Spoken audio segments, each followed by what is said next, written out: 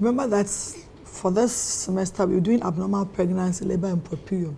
So far, I've been talking about pregnancy. For now, we want to talk about abnormalities as occurs during labor. We are doing obstetrics, and in obstetrics, we don't dwell so much on the abnormal conditions in pregnancy or in during labor. It is worth noting. So we just want to discuss what happens around the time of labor that are abnormal. But then it is not the work of a general nurse, so it goes a little bit into midwifery, but it is worth noting. We know that labor is a normal physiological process, but sometimes it can be complicated with some abnormal situations. And when do we say labor is abnormal? We say labor is abnormal when the process is not following the normal pattern. It could result from ineffective uterine contractions, which means that the contractions are not strong enough to push down the baby. It could also be coming from cervical dystocia, which means that the cervix is not opening for the baby to come out. So baby is descending normally, contractions are very strong, but it must come through the cervix, and the cervical os is so tight and it's not opening. We can also talk about slow or static descent, and this means that the baby is also not descending. So if we say that there is an abnormal labor, it could be centered around these factors. Contractions are not strong enough. The pushing effect is not good enough. In labor, we refer to the contraction as the powers. So the power that should bring the baby down is not bringing the baby down. And then the cervical dystocia is also called the passage. So where the baby should pass through, for some reason, there is obstruction or there is restriction. And then the static descent of the fetal head is also called the passenger. So the fetus, who is the passenger, is supposed to use some powers and is supposed to go through the passage smoothly. So if the passenger is also not coming, then labor will be abnormal. So in abnormal labor, we talk about the 4 P's. Passenger being the baby, powers being the contractions, the passage being the pelvis, and sometimes the cervix, and then the psychic. Now, some books only talk about 3, passenger, powers, and passage. But in recent times, research has found that the psychic of the woman plays a very major role in normal deliveries.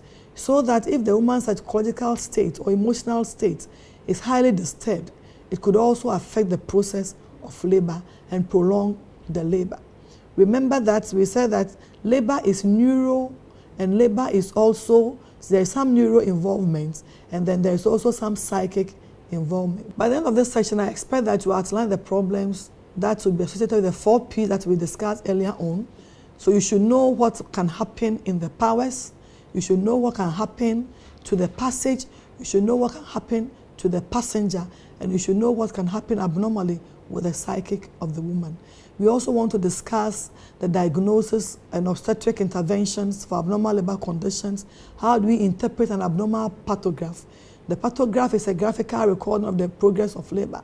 And just by looking at that graph, you should be able to tell that this is an abnormal labor. On the pathograph, you have all the various recordings.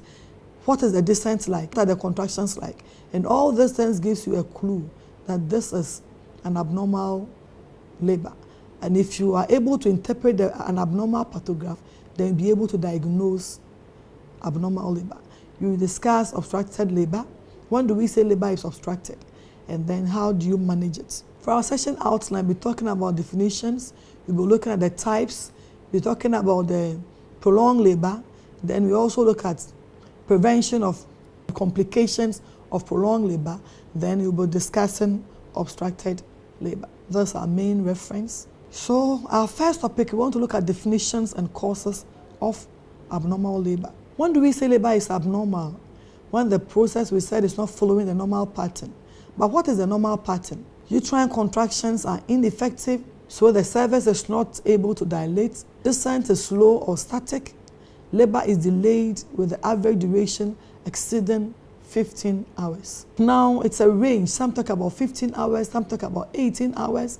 But then anytime we are going beyond the 18 hours, it tells us that we are in a case of abnormal labor. Causes. We're discussing the causes according to the powers, the 4 P's that we discussed. So we can have the fault as a result of the powers, of the passage, of the passenger, and then the psychic. So the fault in the powers, we're looking at the primary powers, which we are talking about. We said that their powers are the uterine contractions. So we can have abnormal uterine contractions, and there are lots of abnormal uterine contractions. We can have incoordinate uterine contractions. In normal labor, we expect that the upper part of the uterus will contract and retract or shorten, and the lower part should also contract and relax or widen out. So if we have incoordinate uterine action, it means that while this is contracting, the other one is also doing something else. So that coordination of contraction and retraction as against contraction and widening or relaxing is not occurring. So it can lead to abnormal uterine action. We can also have the hyperuterine action or excessive uterine action or ineffective uterine action, where contraction occurs but it's not able to affect the uterus strong enough to push down the baby. The secondary powers are lax abdominal and diaphragmatic muscles and poor maternal effort. We know that in labor, we talk about primary powers coming from contractions, secondary powers coming from the diaphragm and the abdominal muscles contracting to also aid the process. And the mother will have to push to tighten up, and then the diaphragm and other abdominal muscles will come and exert on the uterus. So if the powers are primary powers, which are the uterine contractions, are even good, but the maternal effort is weak, she is so weak she can't even push, then we may have problem with the powers. So this mother may be due to maternal distress. She has a cardiac condition that makes her very weak. She has preeclampsia and eclampsia, and is affecting the maternal effort. Then we have problem with the powers, and we can have abnormal uterine actions. So this is related to the powers. So this is how the powers can give us abnormal labor. Now the passage, the fetal head or the presenting part is supposed to travel from this up the pelvis, come through the pelvis from the brim to the cavity, and then it must come to the outlet. Now this baby's head, if for any reason cannot come through this process, then it means that we're having a problem with the passage. Remember that this passage is gutter shaped. So if the baby's head is coming, it should be able to go straight, go deep as you are entering the gutter, and then climb outside. Now the soft passage, you have the bladder there, and then sometimes if you have impacted rectum and then a rigid cervix, then the passage becomes difficult. Hard passage, abnormal pelvis. Sometimes the pelvis are contracted, they're abnormally small, or we have what we call the ischial spines projecting into the space of the pelvis. Then the diameters are reduced. Some have abnormal pelvis where all diameters are reduced. Some have one wing missing. You know the abnormal type of pelvis, the android pelvis and all the other type of pelvis, the rachitic pelvis. They are all abnormal pelvis. And anytime you have this type of pelvis, the diameters are reduced and the passage is reduced, and it makes labor prolonged. The passenger is the baby. It may have a very large head, and the head may not be able to go through the mother's pelvis. So sometimes, instead of coming with the head, the passenger may come with some other part of the body. We have malpositions or malpresentations. In malpresentation, may be coming with the leg, and we know that the fetal head is such that it presses on the cervix, and because of the roundness and the firmness, it causes the cervix to dilate very fast. So if it is a hand that is presenting or the leg that is presenting, it is not smooth enough to cause pressure on the cervix to dilate. So we have a prolonged labor. In malpositions, the baby could be coming with the head. The normal position should be coming with vertex position, but sometimes it can come with persistent occipital-posterior positions, and all these things are unfavorable for dilatation. And it takes a very long time for the baby to turn and come out, so we can have prolonged labor. In situations where we have placenta accreta and retained membranes, it could also have a problem with the passenger. Abnormal labor. In abnormal uterine contractions, I have spoken about the ineffective uterine actions. We have hypertonic uterine action. So it means that they are occurring, but they are not being effective. And all these things are abnormal uterine contractions. I want to look at the various types and their management. We've spoken about incoordinate uterine action where I said that there is not that harmonious relationship between the upper and the lower uterine segments. So there's what we call the reverse polarity. So because there is no coordination, we can't have progress. In the hypertonic, we say they are weak, they are short, they are not lasting, they are infrequent, so they are not effective. Now we want to manage ineffective uterine action.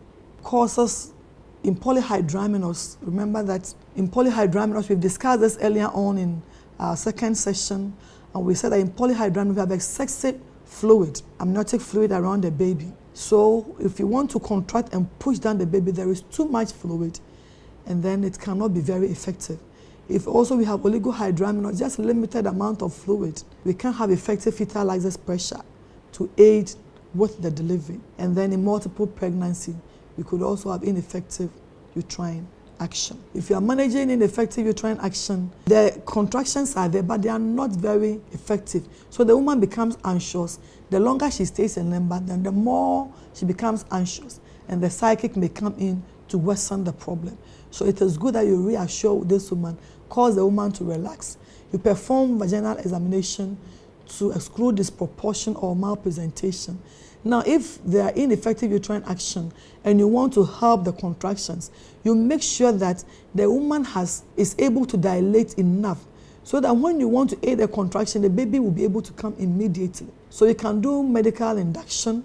In medical induction, it means that we are giving medication, an intravenous oxytocic drug. Oxytocics cause contractions. So you put the medication in infusion and then you allow it to flow, whilst you also do a continuous monitoring of the woman. Remember that if you want to do a medical induction, make sure you don't have malpresentation or you don't have cephalopelvic disproportion. And then you can also have surgical induction, artificial rupture of membranes, where you go in there and then you rupture the membranes for the fluid to come out, and that alone can also stimulate the process of labor. You monitor the descent 2-4 hourly. You maintain fluid and electrolyte balance to prevent acidosis. You should also do a careful monitoring of fetal and maternal vital signs. You could have the baby going into distress at any time, and the mother could also be going into shock at any time. So you need a continuous monitoring. Now, if you have diagnosed this woman as having ineffective uterine action, remember that the number of times that you have to monitor her should increase as compared to the normal monitoring in normal labor. Now, cesarean section is done if the woman's condition remains unchanged, slow cervical dilatation, irrespective of all the intervention, then there is a need for us to do a surgical intervention. We reassure our mother, we exclude CPD like we said, you correct any dehydration, and then you maintain a good input and output. You also want to monitor the urine. You want to check if there are any proteins or ketone bodies in the urine, and you have to give frequent mouth washes. You inform the doctor and give prescribed analgesics, and then you may give promazine 25 milligrams or Finnegan to relieve any vomiting, and the woman may be sedated. You monitor the fetal heart rate and uterine contractions more closely, like I said earlier on. If the normal monitoring is every 30 minutes, now you are monitoring about every 15 minutes, and then you set up your IV line. So in hypertonic uterine contractions, it means that we are having excessive uterine action, and we need more contractions to bring out the baby. So why are we worried about hypertonic uterine contraction? The fact is that if the uterus continue to contract excessively, at the point the uterus will rupture if you are not making any progress. So yes, we want the contractions to be strong. We want to have about 4 of them in 10 minutes. We want them to last between 40 to 60 seconds. But then if they are becoming very excessive, then it becomes a problem. So strong contractions, frequent from the onset of labor, leading to abnormal rapid progress of labor and delivery within 1 hour. Now, sometimes if it is so hypertonic, it will push out the baby immediately. But there are complications associated with delivering within the very shortest time. It affects the baby. It can also affect the mother. If you want to manage hypertonic uterine actions, then we want to do, in a condition due to the use of syntocinon or prostaglandin, then we will stop it immediately. Maybe we had a weak uterine action, or ineffective uterine action. So we set up a syntocinon infusion to hasten the process, and it led to hypertonic uterine actions. So anytime you identify hypertonic uterine actions, you turn off every infusion which contains an oxytocic drug.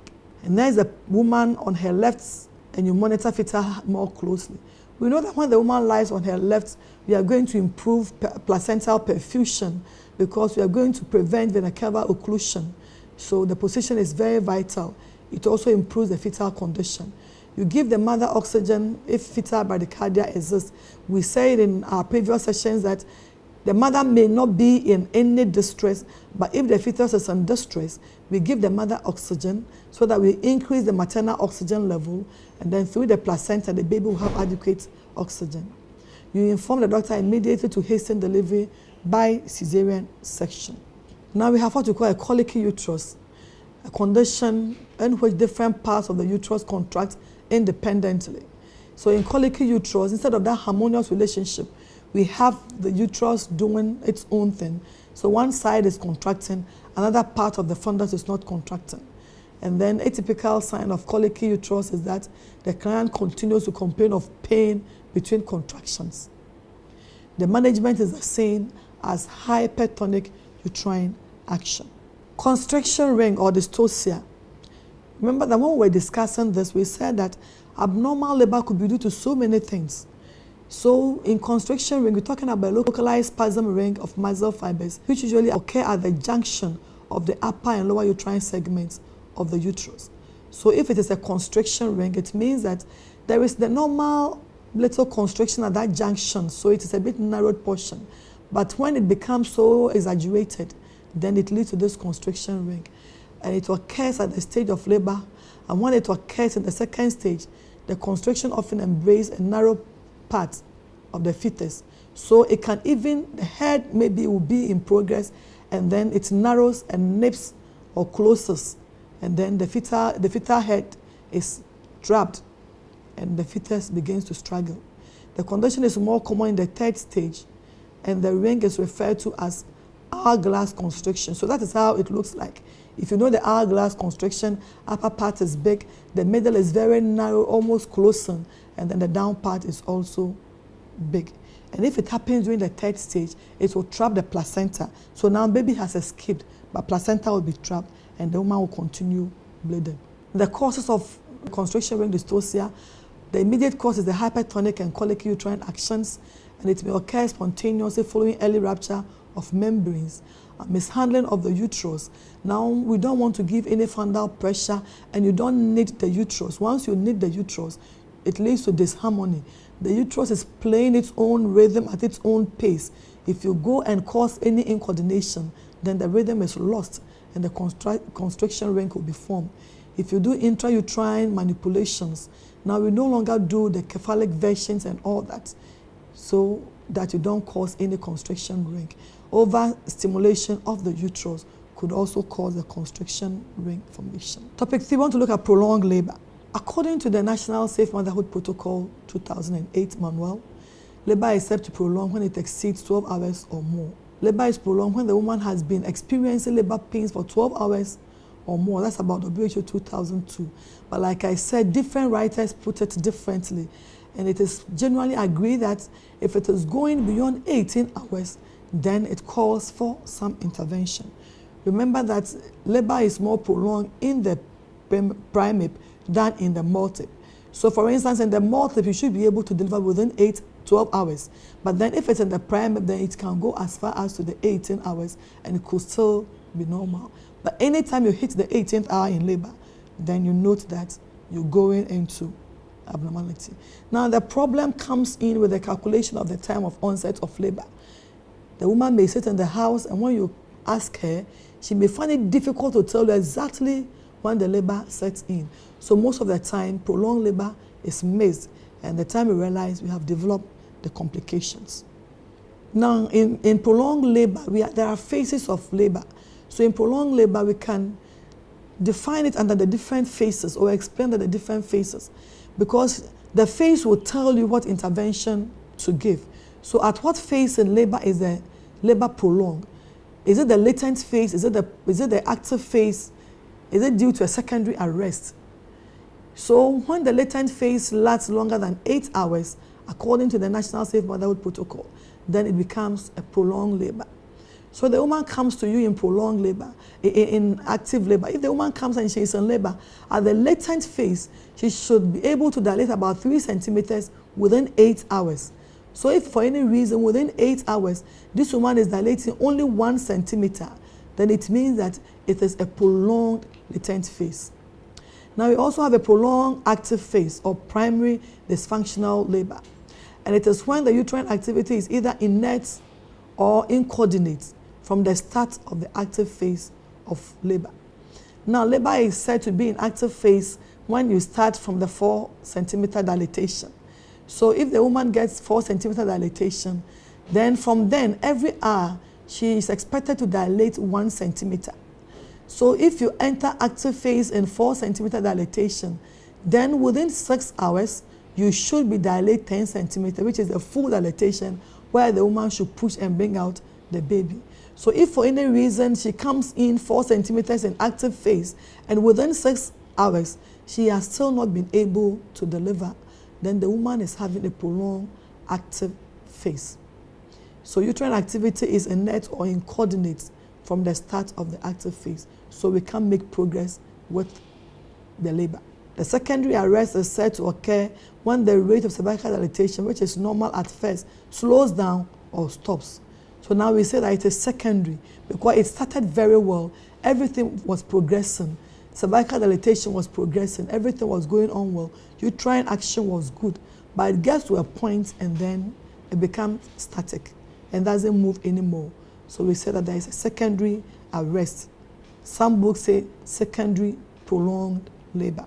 Now, prolonged first stage is said to have occurred when cervical dilatation is less than 1 centimeter per hour, when the cervical dilatation crosses the right of the alert line. The alert line is on the pathograph. So you are familiar with the pathograph in your normal labor. So you know the alert line and you know the action line. So when the cervical dilatation crosses the right of the alert line, then you know that you are having a prolonged labor. Or when it reaches or crosses the action line, you know that you are having prolonged labor. And the action line is on the right of the alert line. According to the National Safe Motherhood Protocol, prolonged active phase is when it has exceeded 6 hours. Okay, so we have discussed this, that if you exceed 6 hours, it is a prolonged phase. We give the upper limit to be 8 hours so that you can still give yourself some 2 hours to see what happens. But once you hit the 8th hour, then intervention must come in. Now, the cause of prolonged labor is also summarized also into the 4 P's that we have discussed earlier on. So under each of them, we'll look at what happens. So under the patient, who is the mother, these are the things that can cause prolonged labor. So the clients or the patients have these factors interfering with the normal progress of labor. So maybe the woman is in very intense pain, the bladder is full. Remember that when the bladder has an anatomical relationship with the uterus and it lies in front of the uterus, if it's very full, it doesn't allow the uterus to really relax and contract. It prevents effective contraction of the uterus because it lies on a part of the uterus and that part cannot contract effectively. That is why when we are doing the delivery, every stage, first, second, third stages, we always talk about emptying the bladder because the bladder can obstruct labor. And after labor too, if you don't empty the bladder, it can lead to bleeding because the uterus will not contract. If you also have dehydration, extreme dehydration of the mother, it can also have prolonged labor. Psychological causes, we have said that the mother is abnormally anxious, the mother is tense, the mother is very worried. It affects the process of labor. The nurse powers, inadequate, ineffective. So realize that the factors that are causing the obstruction, they can also cause the prolonging of the labor or the process. So here, contractions that last less than 40 seconds and are fewer than 2 in 10 minutes. Like I said, if it's up to 4 in 10 minutes, good. If it's about 5, it's also hypertonic. Now, if you also have hypotonic uterine action, the contractions are not strong enough to cause the cervix to dilate beyond 4 cm, then it can also lead to prolonged labor. We've mentioned hypertonic uterine contraction also in this situation, where the contractions are poor of quality, they are very painful, but they are not proportional to their intensity. And here, no realization of muscle tone occurs in between the contractions. With the passenger could be, if you are too big and you are coming and the passage is even good, you can still delay in your process of coming because it's taking you a very long time to maneuver the curves. I have said that the pelvic is a gutter curve. So if it is gutter curve, you are descending into a gutter, you are rising up and coming out. If you are too big and you want to traverse all these ischial spines and all that, it may become a little bit difficult and you may delay in the process.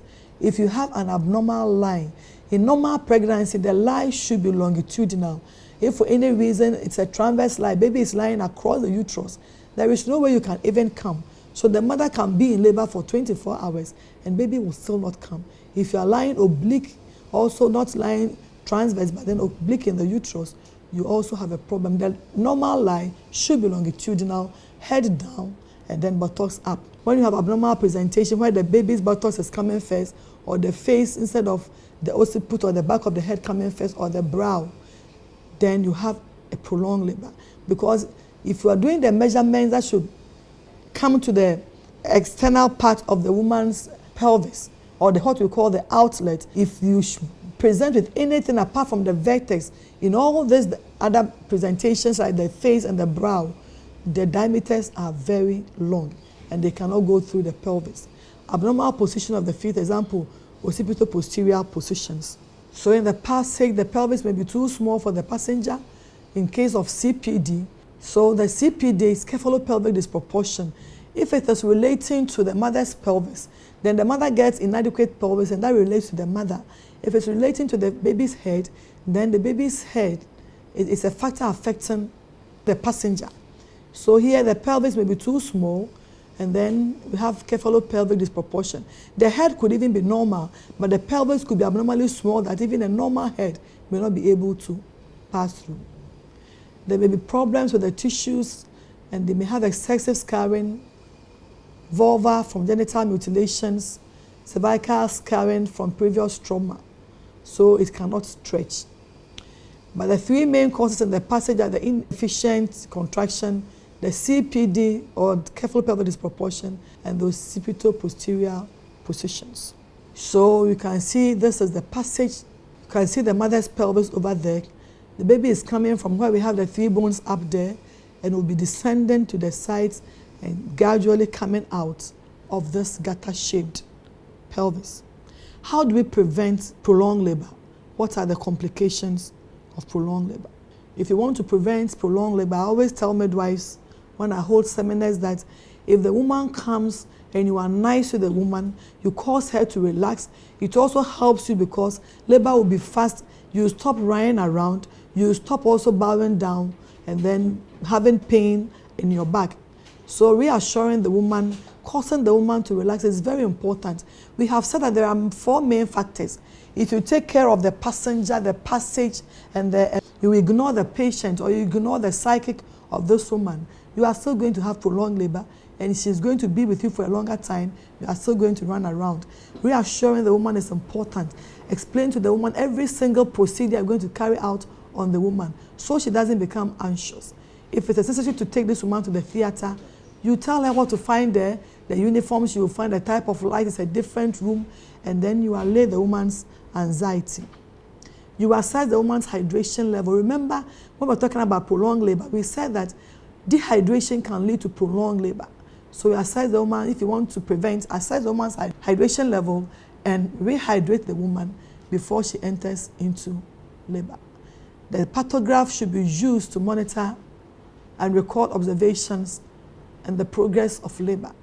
Because when you use the pathograph, you know that in my latent phase, I should dilate 8 hours. Now the pathograph will be used in the active phase. So I come onto your pathograph with 4 centimeters. The next examination should be in 4 hours' time.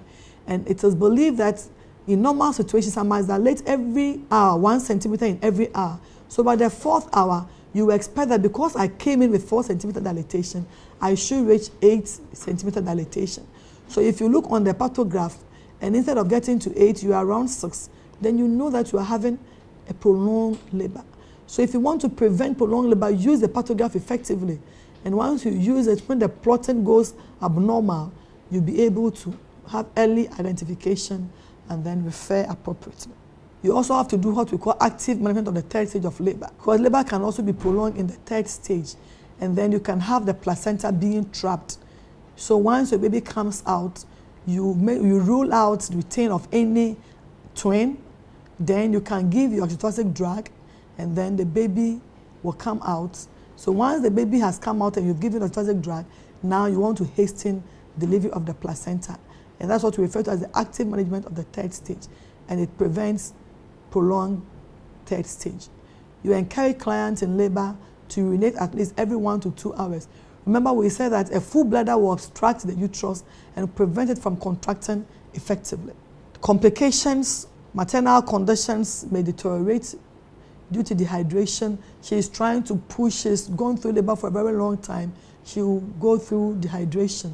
And if she gets maternal dehydration, her whole condition may deteriorate.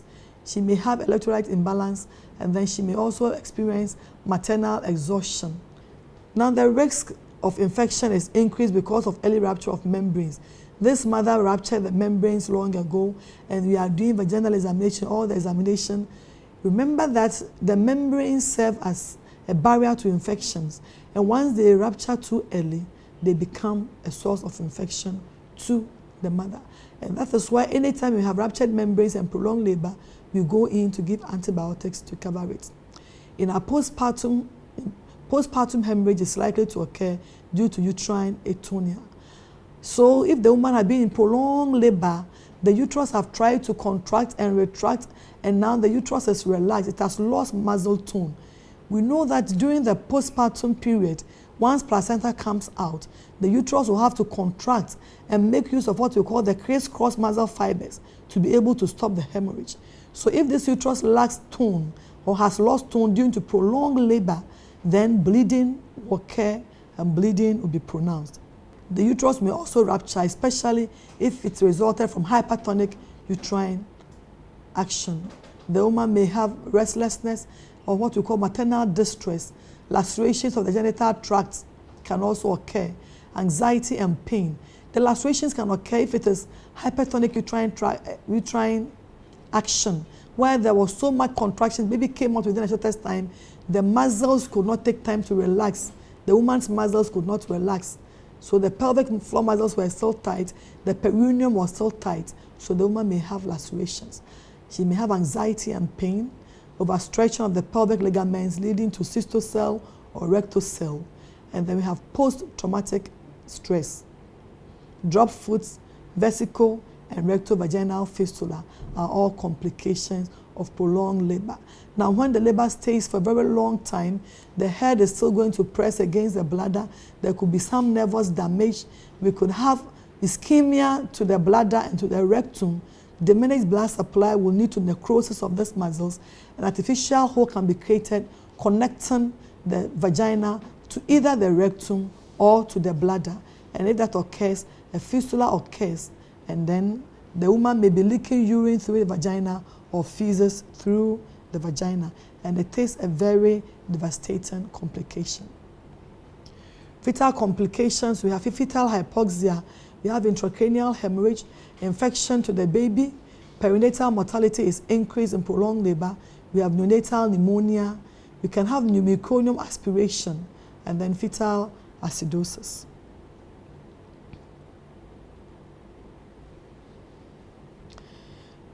Now I want to talk about obstructed labor. So that was the end of prolonged labor. Obstructed labor, we tried to make the difference between that and prolonged labor in our earlier pages or sessions. And here we are talking about failure of advancement of the presenting part and poor cervical dilatation despite strong uterine contractions. So in obstructed labor, the powers are not involved. We are having very good powers, but there is an obstruction. So the presenting part is not advanced, it's not coming down. And then, because of that, labor will also be prolonged. So anytime you have obstruction, labor will be prolonged because baby is not coming and the hours will be ongoing and then it will be prolonged. Obstruction usually occurs as a result of the brim, but may occur at the outlets as in deep transverse arrest, which is common with android pelvis. Now, when the baby is coming out, it comes out through the brim or the inlet, it goes into the cavity, and it comes out at the outlet. Now, most of the time, when we have an abnormal type of pelvis in the woman, then the baby cannot really go through the pelvis. So we are saying that usually occurs at the brim right from the onset. Getting the head down becomes a problem. But it may also occur, it can descend into the gutter and get stuck in the gutter. Or as it's coming out of the gutter, that is the outlet, then it can also be trapped. And we refer to that as deep transverse arrest. And it is very common in women who have abnormal male pelvis called the android pelvis. Now, what are the causes of cephalopelvic disproportion? A small contracted pelvis, like we said earlier on, or a large fetus, as in diabetic babies. When we're doing diabetes, we said that the babies could be abnormally big. So if you have a very big baby, it may not be able to go through the mother's pelvis, even if it is a normal pelvis. We can also have abnormal presentations, brow, face, chin, and what we refer to as the after-coming head in bridge presentation, where the buttocks has been delivered, the legs have been delivered, and the head still remains in the woman's uterus. Fetal abnormalities such as hydrocephaly, or when the head is hydrocephalous. In this condition, there is fluid being filled on the head, and the head becomes so big that it will not be able to come through the pelvis. We also have conditions that are referred to as locked twins. Sometimes the two are struggling to come out, and then one locks the other, and they all become locked, and they obstruct and cannot come down. And if there is a tumor in the baby's neck or a big, very big head, then it cannot come out. We could also have abnormalities of the reproductive tract. Pelvic tumor, very big tumor in the pelvic region of the woman will also lead to obstruction. Stenosis of cervix or vagina will also lead to obstruction. Tight perineum can also lead to obstruction.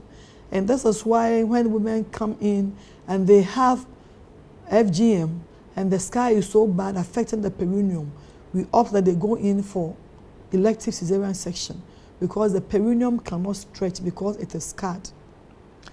And in deep transverse arrest, we have spoken about it earlier on, a result of persistent occipital-posterior position, full bladder, and loaded rectum. They can all lead to deep transverse arrest and obstruct labor. The early signs that you find is that there will be no advancement of the presenting part.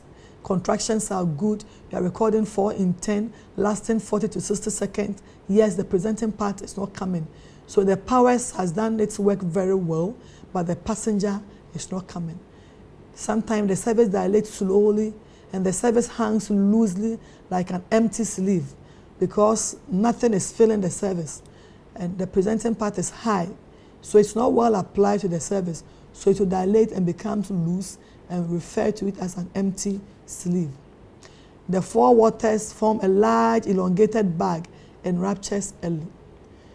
So because of the obstruction, the 4 waters or the amniotic fluid, a part of it leads and a part is behind. The part that leads is what we refer to as the 4 waters.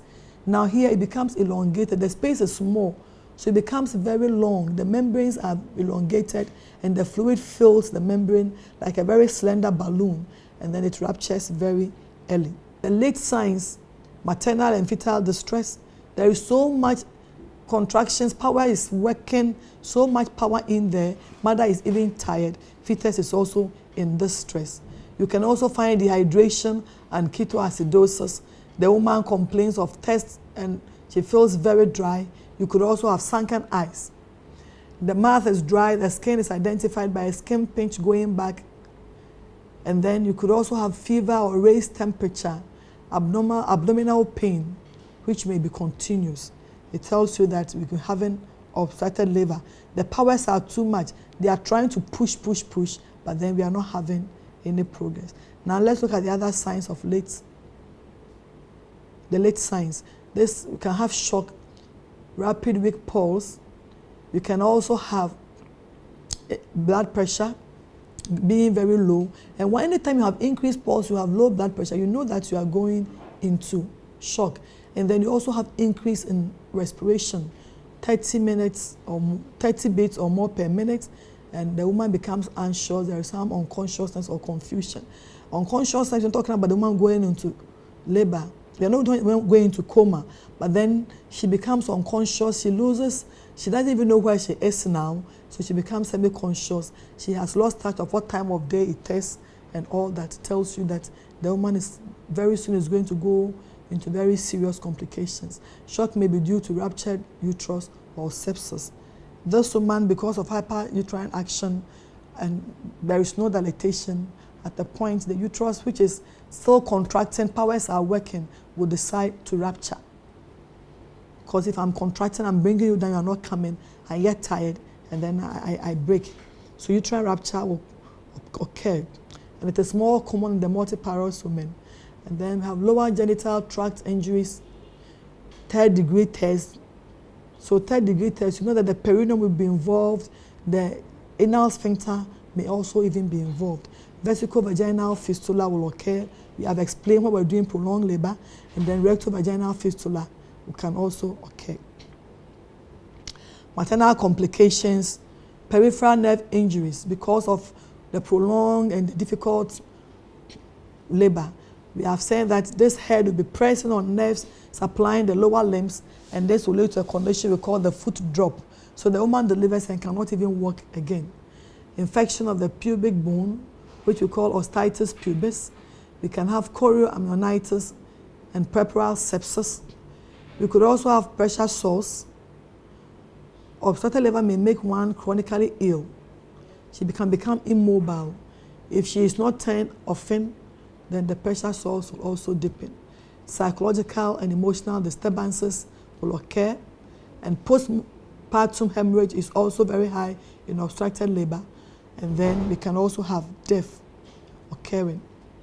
To the fetus, can have intracranial hemorrhage. Contractions are too much. It's being pushed so much against the pelvis, such as in case of CPD, where the head is not compatible. It cannot just go through the pelvis. So much pressure occurring, and then we can have bleeding into the cranium. Asphyxia can occur, intrauterine hypoxia. Stillbirth can also occur. This baby, because of the pressure on and off, can aspirate its own meconium. And then we could also have very serious birth injuries, and the fetus could also die. How do we prevent obstructed labor? We need a good antenatal care. We should detect it before the woman even enters into labor, and then you book for elective cesarean section before labor even sets in. So at the antenatal clinic, through good assessment, we should be able to find them. Good history of previous deliveries and the outcomes, we should be able to detect them and refer them accordingly. Abdominal examination to detect any malpresentations or signs of cephalopelvic disproportion. Now presently, because of good scan, we are advising all those women to go through, have scan at least twice or thrice in the pregnancy, and also just before she enters into term. And all these things will help us diagnose cephalopelvic disproportion and be able to decide on elective cesarean section. We check in the height of the woman at the antenatal clinic. We have said that every woman who is so short, has a shoe size of 3 or low, has a tendency of having a very small pelvis. So even at the antenatal, you see very smallish women, and then you see their pelvis. It means that you have to do a further screening to check for adequate pelvis. Now, it's not routine that every small woman should go through cesarean section. Some are very small, but the pelvis is adequate, and the baby too could be small. So once we don't experience CPD, a small woman, it's not automatic that she goes through CS, but it takes an indication. You rule out, you do what we call pelvimetry, where you want to assess the head of the fetus to find out whether the diameters will match that of the diameters of the maternal pelvis. And the labor ward, you do careful monitoring of the woman in labor. So we have talked about the use of the pantograph being very useful both in prolonged and also in obstructed labor. You do careful assessment of the progress, and then you conduct abdominal and vaginal examinations. And if you realize any sign of obstruction, you refer immediately. So a planned CS is done, and then you correct any abnormalities. If you are managing obstructed labor, it depends on where you are. If you are not in a hospital facility where you can have access to emergency obstetric care, then it means that you have to refer this woman earlier than someone who is working in the hospital where an obstetrician is readily available, a theater is always ready. So if you're in a village or a clinic, then the referral should come earlier. You don't wait for it to see all the late signs of obstructions. So reassure the client, you give some pethidine to relieve the woman's pain, and then you can take a blood for grouping and cross-match because CS may be imminent. You set up IV fluids, Wenger's lactate, or normal saline. Remember that if the mother's BP is high, you don't go in for normal saline. Take client's temperature, pulse, respiration, and blood pressure. You do abdominal examination, check fetal heart rate, you assess the level of presenting part, you determine the lie and everything. You want to rule out any abnormality. Make sure that you are checking your contractions and you are passing a urethral catheter because the bladder should always be empty. And then if membranes have ruptured early as it happens in obstructed labor, then you want to give a broad spectrum antibiotic like we said earlier on. You organize for blood donors if necessary. You inform client and family of support persons and refer clients to the hospital. So if you're in the hospital, it means that a doctor can come within some few minutes. So you continue doing everything we did at the clinic, the abdominal examination, the monitoring of vital signs, and the infusions. And then you may do a full blood count. You want to know the HB, you want to know group, you want to do grouping and cross-matching, blood, urea, electrolyte, and all that. And then vaginal and cervical swab is taken for culture and sensitivity. You want to find out if there has been any ascending infection. But once we take the specimen, we don't wait for the results and we start our broad spectrum antibiotic. Now you call the doctor in. You may pass an NG tube because sometimes the woman might have eaten because the labor might have started well. So you pass an nasogastric tube to empty the contents. You may also give an antacid if she has eaten so that she doesn't really inhale any acidic content from the stomach. So the cesarean section may be performed, and then you may give episiotomy to relieve obstruction if it is due to vulvar scarring from previous mutilation. You may give a bilateral episiotomy if she is going to go through normal delivery, or sometimes they may have to go through forceps delivery. Now, forceps delivery is being discouraged. Vacuum extraction may be possible. And then symphysiotomy, not practicalized in Ghana. Now, Ghana, we are going against forceps delivery. We are going against symphysiotomy, where we excise the symphysis pubis at the cartilage and widen out. We also are going against destructive operations, where we destroy the baby in there because of the obstruction, and then we bring the parts out. Now, we are saying that if the mother cannot deliver, CS is the best option. You go in, carry out a cesarean section. And then we may give some prophylaxis anti-tetanus serum. And then the pediatrician should be present at the birth because this baby have struggled so much in utero and be going through some crisis.